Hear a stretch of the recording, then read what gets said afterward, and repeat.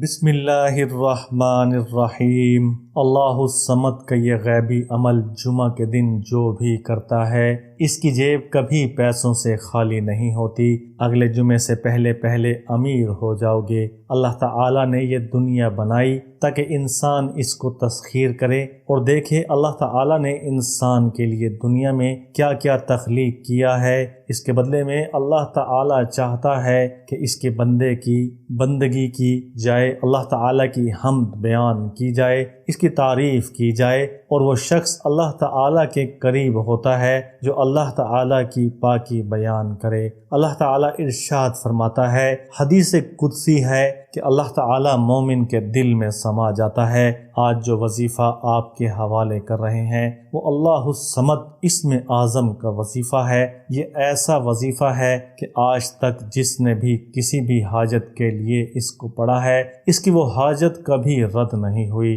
تمام تعریفیں اللہ تعالیٰ کے لیے جو کسی کا باپ ہے اور نہ کسی کا بیٹا، اور درود پاک حضور اکرم صلی اللہ علیہ وسلم کی ذات مبارکہ پر جو اس دنیا کا بننے کا سبب بنے اور آج تک جن کے دم سے یہ دنیا قائم و دائم ہے۔ یہ اسم اعظم اللہ الصمد بڑے بڑے اولیاء کرام کا عمل رہا ہے۔ جو کوئی بھی کوئی وظیفہ کرتا ہے وہ اللہ الصمد کا وظیفہ لازمی کرتا ہے۔ یہ وظیفہ اللہ کی غیبی مدد کا خاص وظیفہ ہے، اور یہی وہ اسم ذات ہے، اسم اعظم ہے، اسم الہی ہے کہ جس کی وجہ سے غیبی قوت اور غیبی طاقت ملتی ہے، اور بڑے بڑے اولیاء کرام سلوک کی پرواز کے لیے اس وظیفے کا استعمال کرتے ہیں، اور پرواز بھی کامل۔ تو جس وظیفے کے ذریعے اللہ تعالیٰ کی غیبی مدد حاصل ہوتی ہے تو آپ سوچیں کہ اس کے ورد کرنے سے آپ کے کیسے کیسے مسائل حل ہو جائیں گے، اور کیسے کیسے انعامات اور اکرامات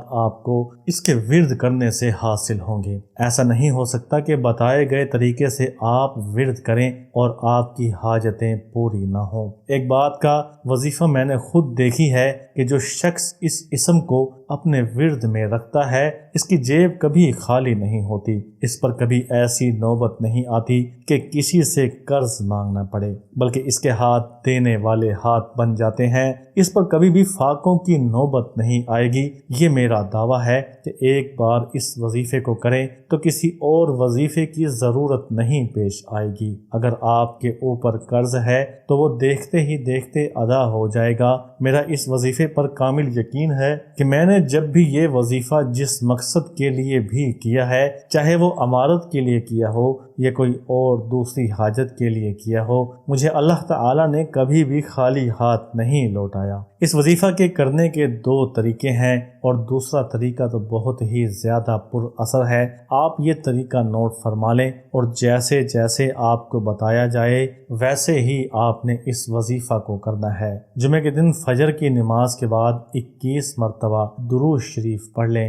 درود شریف کوئی بھی پڑھ سکتے ہیں، جو بھی درود شریف پڑھنا چاہتے ہیں، چاہے چھوٹا ہو یا بڑا، کوئی بھی درود شریف پڑھ لیں۔ اس کے بعد 313 مرتبہ اللہ الصمد پڑھنا ہے، اور آخر میں 1 مرتبہ دوبارہ درود شریف پڑھ لیں۔ یہ آپ نے جمعے کے دن صبح کی نماز کے بعد کرنا ہے، اور آپ دیکھیں گے جیسے ہی جمعے کا دن گزرے گا، ہفتے کے دن صبح اٹھنے سے پہلے پہلے آپ کی حاجت پوری ہو جائے گی۔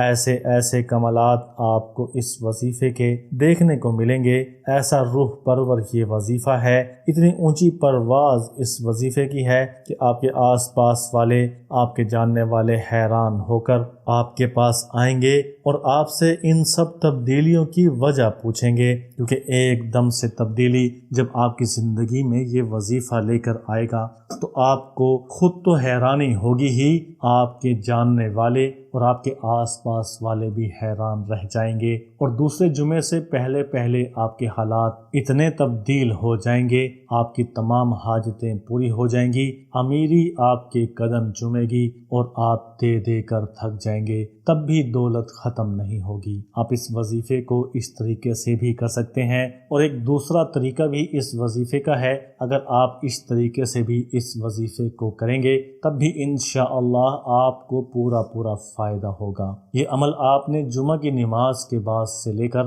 عصر کی نماز سے پہلے تک کرنا ہے۔ یہ وظیفہ بھی آپ چلتے پھرتے کہیں بھی کر سکتے ہیں۔ اس وظیفے میں بھی پہلے وظیفے کی طرح کوئی شرط نہیں ہے۔ عصر کی نماز سے پہلے جمعے کے دن آپ نے 41 مرتبہ درود شریف کوئی بھی چھوٹا یا بڑا پڑھ لینا ہے، اور اس کے بعد 11 تسبیح اللہ کے اس اسم اللہ الصمد کی کرنی ہے، اور آخر میں 1 مرتبہ درود شریف پڑھنا ہے۔ یاد رہے یہ ورد، یہ وظیفہ آپ نے جمعہ کی نماز سے لے کر عصر کی نماز سے پہلے کر لینا ہے۔ بس اس وظیفے کی صرف ایک ہی قید ہے کہ آپ نے اس وظیفے کو جمعے اور عصر کے درمیان کرنا ہے۔ اور میری مائی بہنیں اس وظیفے کو کر سکتی ہیں۔ کوئی بھی شخص جو پریشان ہے، غربت میں پریشانی ہے، اور کوئی بھی حاجت اس کے دل میں ہے، میرا مشورہ ہے کہ اس ورد کو جائز حاجت کے لیے استعمال کیا جائے، کیونکہ لوگ کیا کرتے ہیں کہ بتائے ہوئے وظیفے کو ناجائز طریقوں سے استعمال کرتے ہیں اور ناجائز حاجت پوری کروا لیتے ہیں،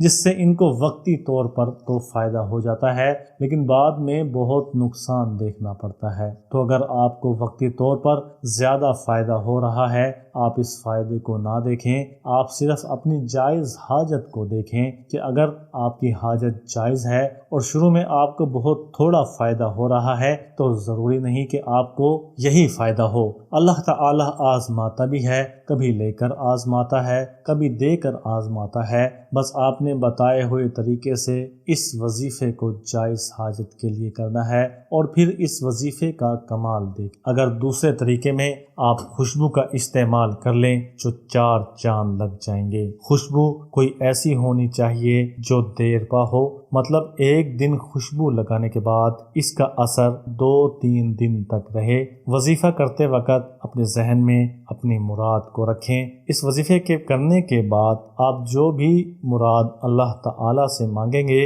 جو بھی حاجت پوری ہونے کا تقاضا اللہ تعالی سے کریں گے، انشاءاللہ بنا کسی حیل و حجت آپ کا کام ہو جائے گا، اور آپ کی بڑی سے بڑی حاجت بھی پوری ہو جائے گی، اور آپ اتنے امیر ہو جاؤ گے کہ آپ سوچ بھی نہیں سکتے۔ بس آپ نے اللہ تعالی کی عطا کے بعد اپنے غریب رشتہ داروں کو نہیں بھولنا، ان کو اپنے مال میں سے حصہ دیتے رہنا ہے کہ آپ کے مال میں غریبوں کا بھی حق ہوتا ہے۔ وظیفہ اگر پسند آیا ہے تو لائک کر دیں، ویڈیو کو شیئر کر دیں، میرے چینل کو سبسکرائب بھی کریں، اور اللہ تعالیٰ کا ایک نام برکت کے طور پر کمنٹس میں لازمی لکھ دیا کریں۔ اپنا بہت سا خیال رکھیے گا۔ اللہ حافظ۔